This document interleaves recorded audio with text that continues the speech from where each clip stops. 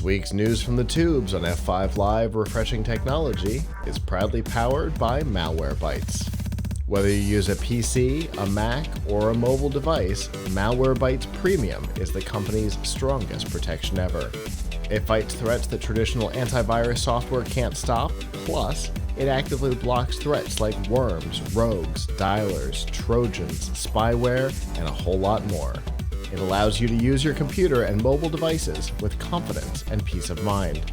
To learn more and to get a special price, you can go to f5live.tv/malwarebytes.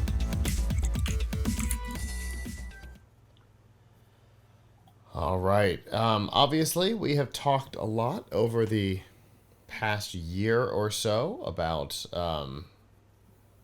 AI, and in particular generative AI. One of the topics that has come up more than once, I think, on the show has been CNET and their stealth inclusion of AI-generated articles under the byline of CNET money staff, I think is how it was listed. And with that came backlash, and that is continuing. The newest round of backlash on this topic has come just this week from Wikipedia, who has actually downgraded CNET's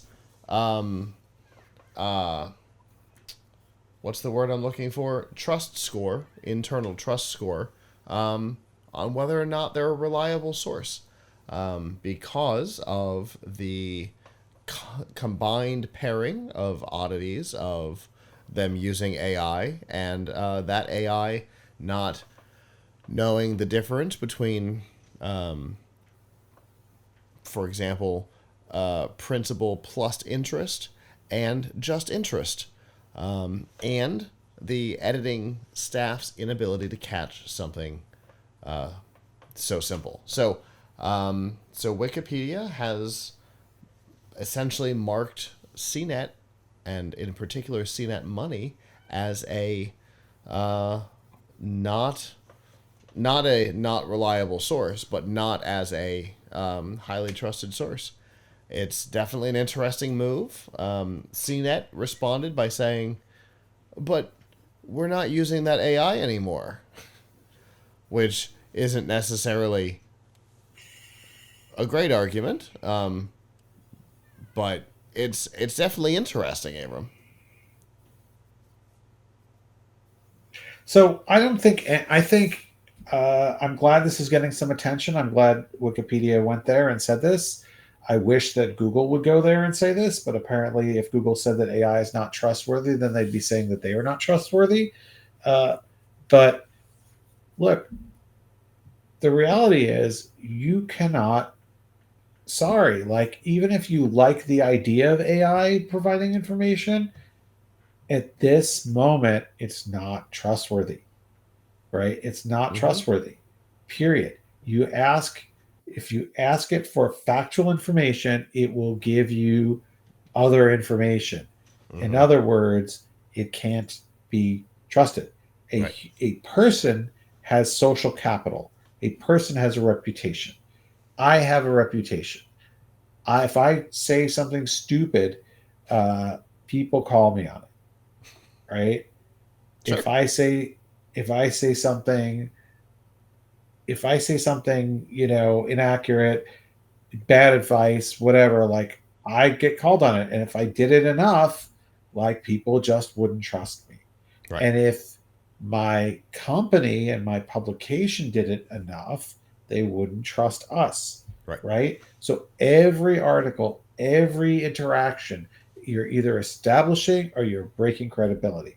This is true with every business. It's true with every publication. It's true if you run a restaurant and you get somebody's order wrong, right? So why should our standards be so low that, sure, we're just going to use AI and have it spit out whatever, throw it up on the web and expect people to lap it up, and have no complaints? Look, the problem with generative AI is that it is a prediction engine. It is not a consciousness. It's not like Joshua in War Games or something. It's not like, um, Johnny Number Five or Lieutenant Data or HAL 9000 or I don't know any name any AI. So many, right?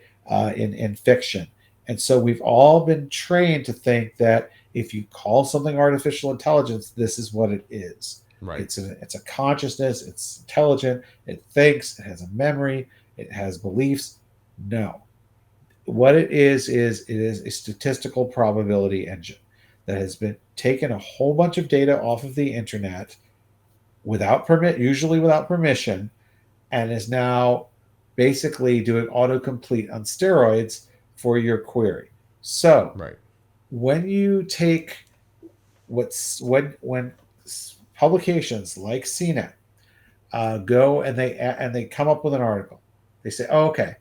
At this point, they have a human deciding what the article should be. So there's the human in the chain, right? The human says, "Oh, I see." They probably use a keyword tool and say, "Oh, people are searching for an article on compound interest, right? Mm-hmm. Please, Chat GPT or whatever they used. Please write me an art." They have to compose that. Just sometimes to get this right, you spend so much time composing your prompt, you might as well have just written the article. Yeah. But please write me an article about compound interest and explain how it works and give a numeric example and make it at least 800 words, something like that, right? So you do that, you get that text back. Now the question is, how who's fact checking that text? Well, if the point was to get accurate text, like, you're not going to hire a human to spend a lot of time reading it, right? Right. And to do this correctly, you can't just get any fool to read it. You have to get someone who's familiar with the subject matter, Right. right? Like, the example that you gave about it miscalculating compound interest seems like a no-brainer when you explain it.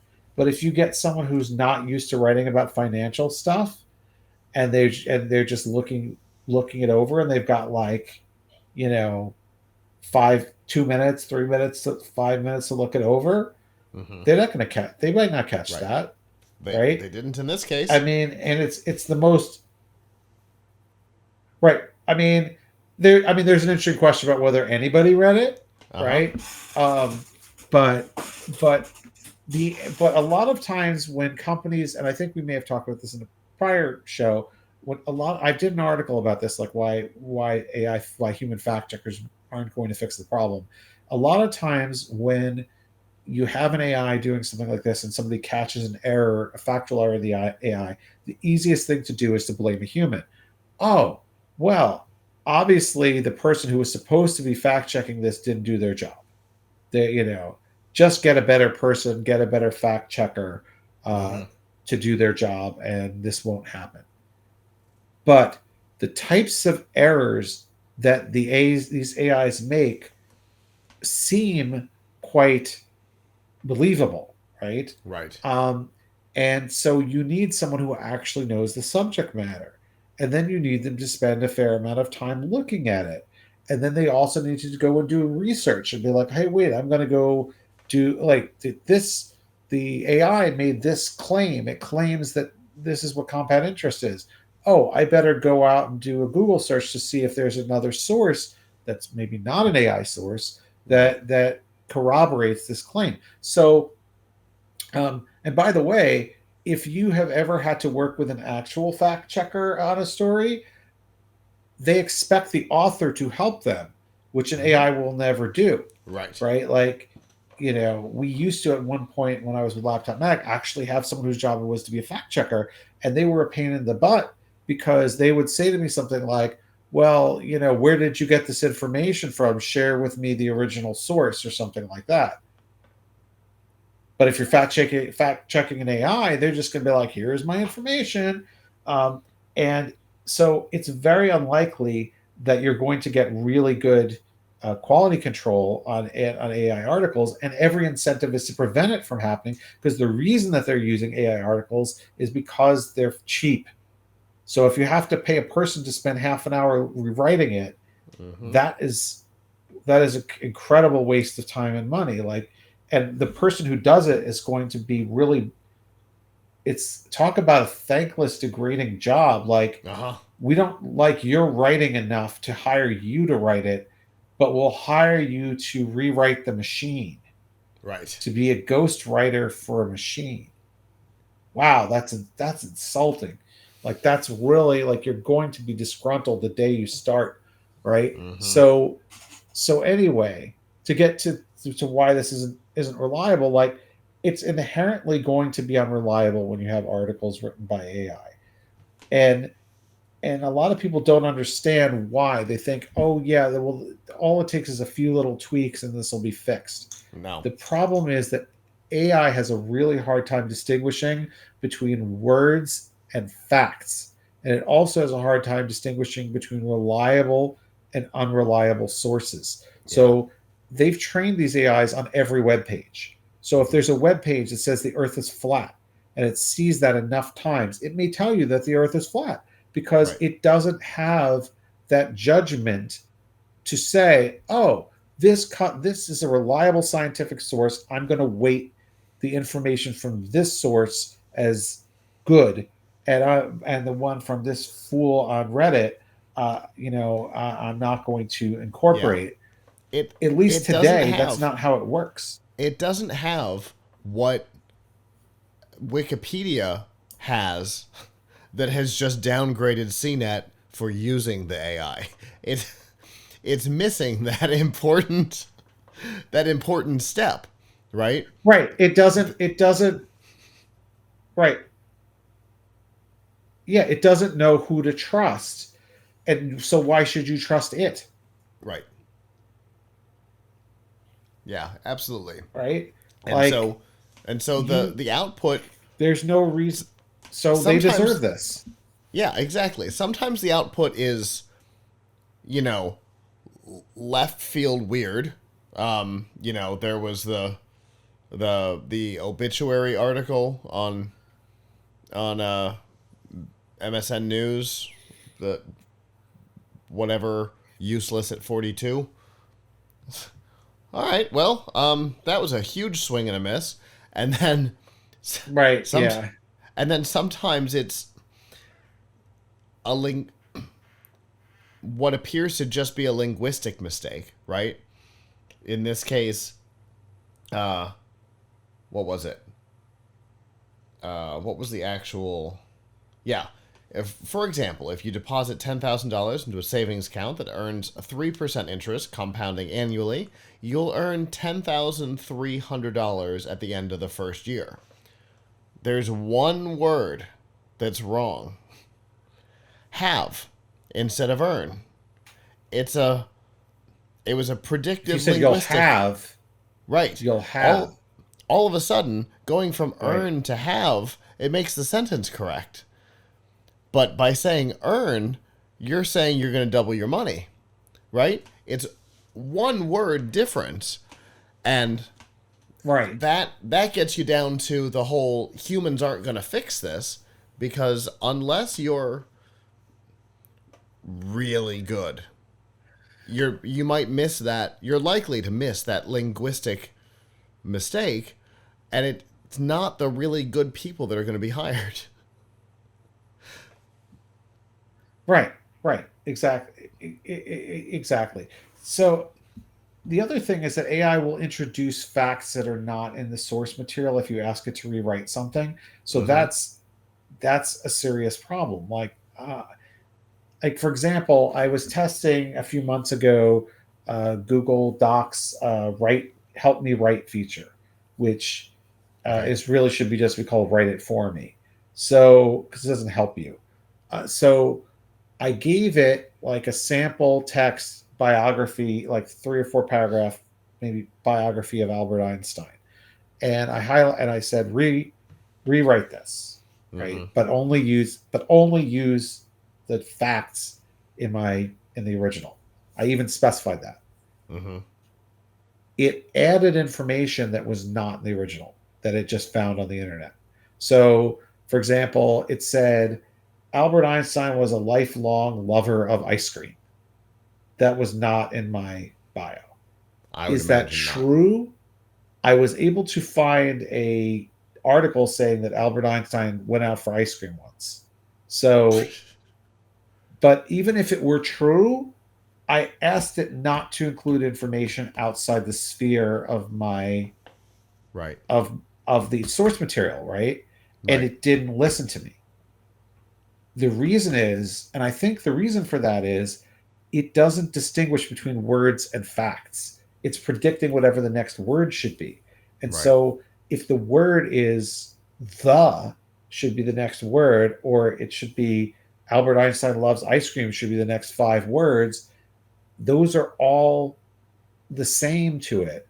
There's Right. no, it can't distinguish between this is just English language and these are facts and assertions. Yeah. Yeah. That makes sense. And So and then when you add into so it the fact that's that that's why I all don't of think it's this going it's going to work. all of this is also written by people, and people have biases. Sometimes sometimes they're programmed in explicitly, sometimes they're put in just because of the way the human brain works.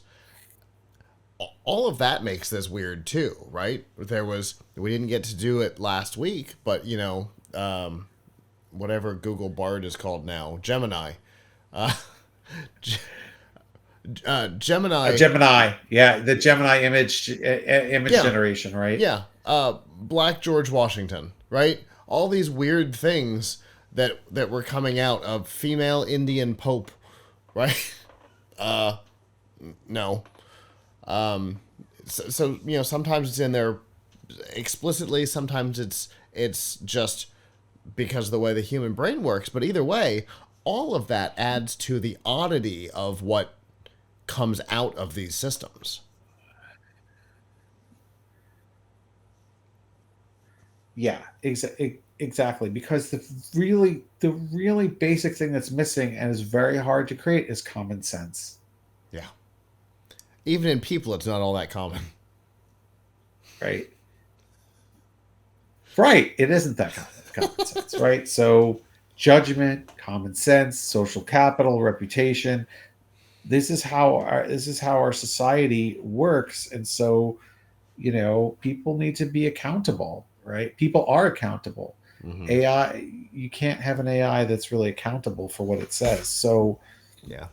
so yeah, like I don't think. I mean, you didn't mention Sports Illustrated, but Sports Illustrated got in a lot of trouble for using AI to write articles. Yeah, I So forgot about Sports Illustrated. I don't know if Wikipedia.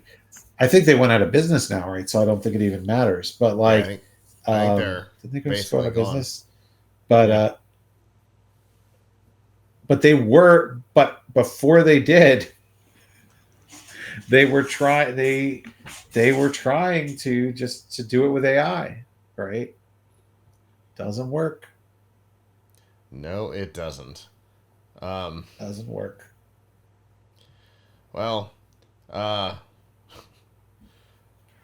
it's always an interesting topic. It is also interesting to see Wikipedia weighing in on it. Again, they are against content on their own platform being AI generated. And so it's not surprising that they are now kind of extending that to the source material, the reference material externally. And certainly this one in particular, right? Because of all of the oddities, CNET has kind of been the shining example of how to do it wrong. Since the beginning, Futurists has hit them pretty hard since they started doing this. So it makes sense that we are here. Hello, YouTube. Thanks for watching, and I hope you enjoyed this episode of F5 Live Refreshing Technology. If you did, please subscribe to the channel down below, and of course, hit the notification bell because we know that subscriptions don't mean much on YouTube anymore. If you've got topics that you'd like us to talk about in the future, please comment them down below. And if you'd like to not follow us on YouTube, there's lots of ways that you can follow along with our content by going to plughitslive.com/subscribe. There you'll see all of our shows and all of the ways that you can watch, listen, and follow along.